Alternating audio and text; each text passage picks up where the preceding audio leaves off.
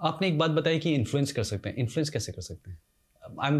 अगर चाइना का हम टावर्स यूज़ कर रहे हैं, उनका नेटवर्क यूज़ कर रहे हैं और मैं कम्युनिकेट कर रहा हूँ, तो उससे चाइना हमें इन्फ्लुएंस कैसे कर सकता है? देखिए, सबसे पहले एक चीज़ समझना कि हम सब डेटा का ही प्रोडक्ट है। आप लोगों ने चैट जीपीटी यूज़ किया है? जी। चैट जीपीटी कैसे बनता है?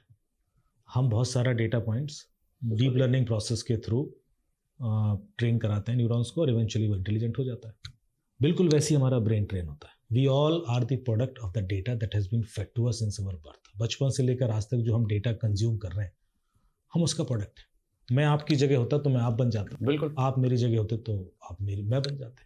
मेरा जन्म इंडिया की बजाय रोमानिया में हो जाता तो मैं कुछ और होता, कोई दूसरा खाना खा रहा होता, कोई दूसरे कपड़े पहन रहा होता और ज़िंदगी भर बोलता है कि I am a proud Romanian.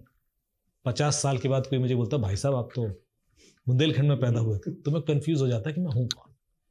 यही सवाल चैप्टर 13 में भगवत गीता में भगवान कृष्ण से अर्जुन ने पूछा कि मैं हूँ कौन। आप मुझे ज्ञान योग, भक्ति योग, कर्म योग पढ़ा रहे हो, पहले बताओ मैं कौन। तो भगवान ने कहा, तुम्हें क्या लगता है तुम अर्जुन हो? तुम तो अर्जुन के पहले भी थे, तुम तो अर्जुन के बाद भी होगे, इस वक्त तुम अर्जुन का रोल प्ले कर रहे हो। तो उन्होंने कहा क्यों? बोले इसलिए क्योंकि बचपन से लेकर आज तक जो सराउंडिंग, जो चैलेंजेस, जो लर्निंग्स टीचर से, गुरु से, इंटरनेट, सोशल मीडिया से तुम्हें मिली, तो उस वजह से अर्जुन हो गए। तो बोले तो फिर मैं कैसे पहचानूं कि मैं हूं कौन? तो उन्होंने एक सिद्धांत दिया, दृग दृष्टि विवेका का सिद्धांत, डिटेल में मांडुक्य उपनिषद में मिलता है, और जिससे आप पहचान सकते हो कि आप कौन। और जैसे आप पहचान लेते हो ना कि आप कौन है, फिर आपको कोई धोखा नहीं दे सकता, फिर आपको कोई साइबर क्राइम नहीं हो सकता आपके साथ, फिर आपके संग इनफ्लैक्ट मैनिपुलेशन नहीं हो सकता। पर जब तक मैंने पहचाना नहीं तब तक मैनिपुलेशन हो कैसे रहा है, जो कि इनका सवाल है। आप एक एक्सरसाइज करना, प्ले स्टोर पर जाना और वहाँ पर फेसबुक या इंस्टाग्राम सर्च करना। फेसबुक क्लिक करेंगे तो उसमें आ जाएगा कि फेसबुक के कितने डाउनलोड हैं। 10 बिलियन डाउनलोड होंगे। दुनिया में लोग कितने? 8 बिलियन। इंटरनेट कितने लोगों के पास है? 4 बिलियन के पास। इसका मतलब है इन 10 बिलियन डाउनलोड में काफ़ी सारे फेक हो सकते हैं।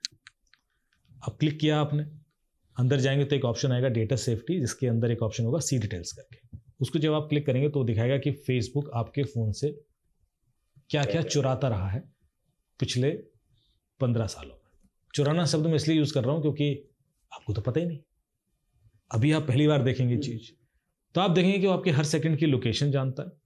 आप देखेंगे कि वो आपके सारे कॉन्टैक्ट लिस्ट, आपके सारे ईमेल पढ़ रहा है, सारे OTPs पढ़ रहा है, ट्रांजेक्शन अलर्ट जो आपने ऑनलाइन परचेज किया वो भी उसको पता है। फिर आप नेम, ईमेल एड्रेस, आपका एड्रेस, फिजिकल एड्रेस जहाँ आप रहते हैं, इसमें से कोई भी डिटेल जब आपने फेसबुक पे अकाउंट क्रिएट किया होगा तो कभी नहीं भरी होगी। आपने भी बताया उसको आप कहाँ रहते हैं, लोकेशन तो ले ली उसने, एड्रेस अलग होता है। एड्रेस का मतलब लोकेशन नहीं है। आप एक ही लोकेशन पर मल्टीपल लोग रह सकते हैं। एक टावर है, उसमें आप 14th फ्लोर पे हैं, 17th फ्लोर पे हैं, वो भी उसको पता है। उसके बाद आप आगे जाएंगे तो वो कहता है कि मुझे आपका पॉलिटिकल बिलीफ भी पता है, आपका रिलीजियस बिलीफ भी पता है, क्या आप पॉलिटिकली किस पार्टी के प्रति अलाइंड है, किसको आपने वोट दिया है। अब ये तो आपने कभी बताया नहीं। फिर आप आगे जाएंगे तो सेक्सुअल ओरिएंटेशन भी पता है आपका, या अपने रिलीजन के प्रति आप कितना हार्ड, सॉफ्ट, लिबरल है ये भी पता है। ये सारी चीज़ें कभी किसी एडिट बॉक्स के थ्रू आपसे नहीं भराएंगी। और आगे आप जाएंगे तो आपके सारे financial detail, credit score, purchase history, health records, कितना आप एक्सरसाइज करते हैं, कितना दौड़ते हैं, रन करते हैं, based on your age what is your fitness. 2 साल के बाद आपके घर की घंटी बजे, कोई बोले भाई साहब कौशल जी ये दवाई खा लीजिए, शाम को हार्ट अटैक आ सकता है, तो खा लेना क्योंकि उनको पता है। और आप स्क्रॉल करेंगे तो और नीचे और डेटा देखते चले जाएंगे कि यार ये सब भी पता है, पर ये डेटा वो ले क्यों? और ये फेसबुक की बात नहीं कर रहा हूँ मैं, ये पूछने वाला था कि इससे फ़र्क क्या पड़ रहा है। इंस्टाग्राम या जितने भी आपके फ़ोन में एप्लीकेशंस हैं सब डेटा ले रही है, पर ये डेटा क्यों ले रही है?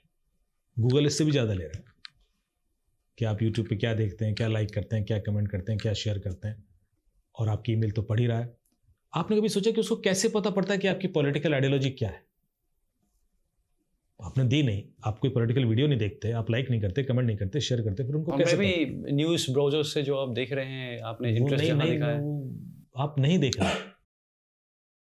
फेसबुक पर तो नहीं देख रहे हैं आप, मान लीजिए जी। अच्छा, उसमें भी लिखा है कि आपकी आवाज़ें भी सुनता हूँ फ़ोन के आसपास की, कॉल रिकॉर्डिंग्स भी ले लेता हूँ, वॉइस नोट्स भी कॉपी करता हूँ। So they have access to all this varied content और actions that you are doing on food. सवाल ये है कि ये डेटा ले क्यों रहा है? एडवर्टीजमेंट दिखाने के लिए कि आपको तेल, साबुन, सब्जी, कार, कपड़े बेच सके? वो तो बहुत माइनर पार्ट है। वो तो इतना छोटी चीज़ है। वो तो टीवी के टाइम से हम ऐसे ही इन्फ्लुएंस हो रहे हैं, सुबह से शाम तक लक्स साबुन का ऐड आता है तो जाके दुकान पर लक्स मांग लेते हैं, और कोई दूसरा आते नहीं दिमाग में। क्यों मांगते हैं? सोचा कभी आपने? आपके दूसरा दिमाग क्यों को नहीं? मैनिपुलेट कर सके?